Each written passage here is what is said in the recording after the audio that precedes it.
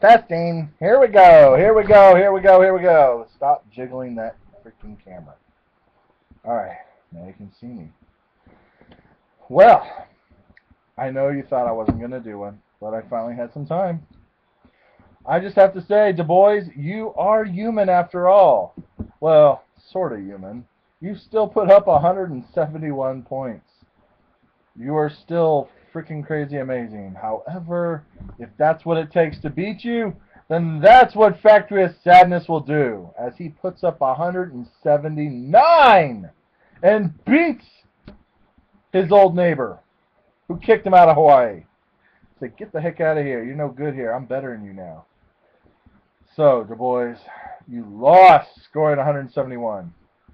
And once again, oh wait, let me finish your little thing here.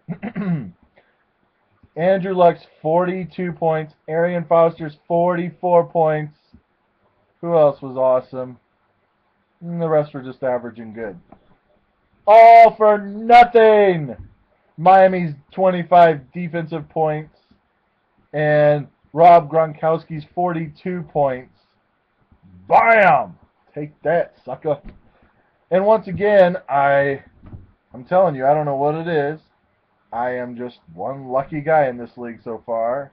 Yes, I am ready to get my beat down. Whether I make the playoffs and then I lose game one, I'm ready for it. I mean, I am the luckiest guy right now. 108 points is all I can muster up. 108. And I won because I played Fester, who's been horrible this year. And he got 87. So, thank you. Torrey Smith got 0. How does Torrey Smith, who's been on a tear, get just 0? I don't know. He played Julius Thomas. You can't blame him for that. He got 4. His tight end on the bench, Heath Miller, gets 24. So, thank you once again. I got lucky, and I will take it, because luck is always a good thing to have sometimes. Dragon Balls, you put up good, decent numbers, 130, but got embarrassingly demolished by Old Influence. 207! What? And you didn't even have, just think if you had Ben Roethlisberger starting. 41 points from Drew Brees, and you could have played Ben Roethlisberger with 72 and a quarter. You could have had 260 points. You could have set a record in my leagues. But you didn't start Ben Roethlisberger. That's your fault. Why would you start Drew Brees? Le'Veon Bell's 27. Matt Forte's 35. It's like that's all the Bears have is Matt Forte this year. I don't know what is going on. Why is Brandon Marshall just a dud this year? I don't get that. Mark Ingram, 30.5 points. T.Y. Hilton, 27. Golden Tate, 28. I mean, that's pretty awesome. 207. Good job, Mike. Took down the Dragon. But you're in my division, aren't you, Mike? So that sucks. But I think it's funny, though, Mike. You keep winning with all these high-scoring things, and I keep losing. I keep winning with scoring like barely 100. Just how the cookie crumbles, I guess. Gilkison got beat by that weak lane weaklings. That's what he's changed his name to, the weak lane weaklings. Well, weakling, you won, so good job. Anyone exciting on your team to note about? No, you just won. That's all. How about Gil? Yeah, you got 13 points out of Cam Newton. Cam Newton has been somewhat disappointing this year, I would say. Finally got a good game out of Jamal Charles again, 31. It's like he's up 1 week, down 1 week, up, then down, then up, then down. LaShawn McCoy stinks, but he still somehow pulls out 18 points for you. And the rest of your team just sucks. Cobra Kai, 205 points. Who the heck did you have on your team that blew up? Brandon LaFell, nice pickup. Larry Fitzgerald finally has a good game. Brandon Cooks blew up, 28. And Tom Brady's 55.7. Not too shabby. Ever since that game that the Chiefs embarrassed the Patriots, Travis drops Tom Brady. I still don't know why. And there he goes. He's been off and running, scoring 40-plus points every week since. Fugitives, 167 is very, very respectable. But not when you play Cobra Kai this week.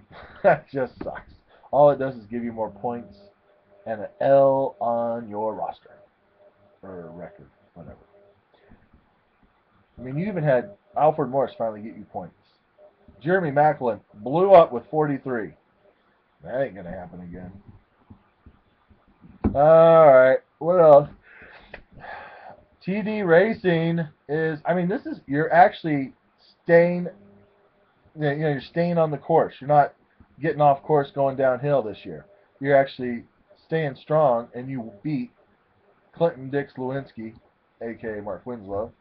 So now, TD Racing, you are in first place, all to your lonesome self, at 8-1. Congratulations. That is freaking awesome.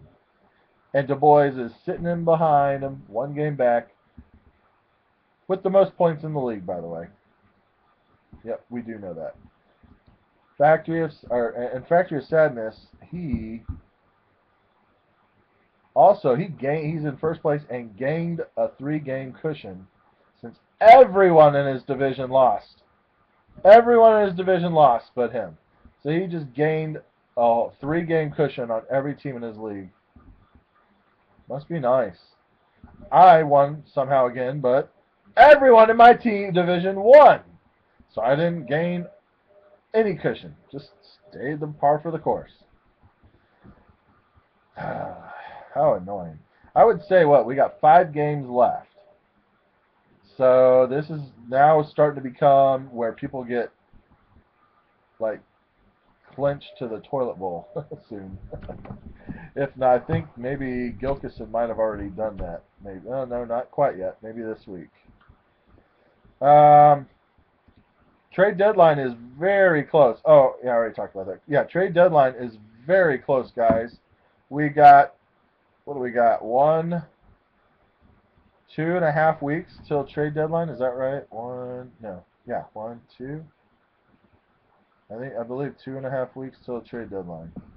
Whenever week 11 is. And then Adam Stardom for that week begins. Drop them. They're gone forever. Also starts right after that. Pick'ems. Oh, I forgot to mention the pick'ems. Holy cow. What a pick'em session. Old Influence and Cobra Kai have been tied the entire time. Then Old Influence takes the lead by 1 point. So obviously, you got to take the Redskins if you're behind, because what are the odds the Redskins beat the Cowboys in Dallas? Well, I guess last week they did. On Monday night. Wasn't it Monday night? Or is it, yeah, or is it Sunday night? One of those two. Either way. Cobra Kai and Bad Influence tied the Pick'ems. They will split the money. But I guess Old Influence doesn't mind too much since he won 2 of my other leagues and tied this one. So he's doing pretty good this year. So now we start fresh, a new session of Pick'ems. Don't forget to start those Pick'ems. And finally, those Royals. What a year that was. I mean, Alex Gordon would have got knocked out, or thrown out at home if he tried to do an inside the Parker. There's no way he was going to make that. It was a great run. The only thing I was mad about was we have such a base stealing team. Why are they so scared to run on Bumgarner? They never once tried to steal on Bumgarner. Gardner, whatever his name is. When was it? Infante was on first with no outs. Then they bunted him over. I'm like, dude, why don't you try and steal him to second first, then try and bunt him to third come on. Why don't they ever do that? I hate moving a guy over to second on a bunt with no outs, because then that's 1 out. Then all of a sudden you get another out and move him to third. There's 2 outs. So now you got 2 outs. You have to get a hit to score him. You can't get a sacrifice fly or anything. Anyway, that's my only gripe. I can't stand how they do that all the time. We're a stealing team. Steal them to second, then bunt them to third. Simple. I think that's all I got, guys. Were there any free agent moves that were exciting? Not really. No. I don't think there were any exciting free agent moves. All right. Have a good week, guys. Happy Halloween. Look for me on the front row at the Chiefs game this week.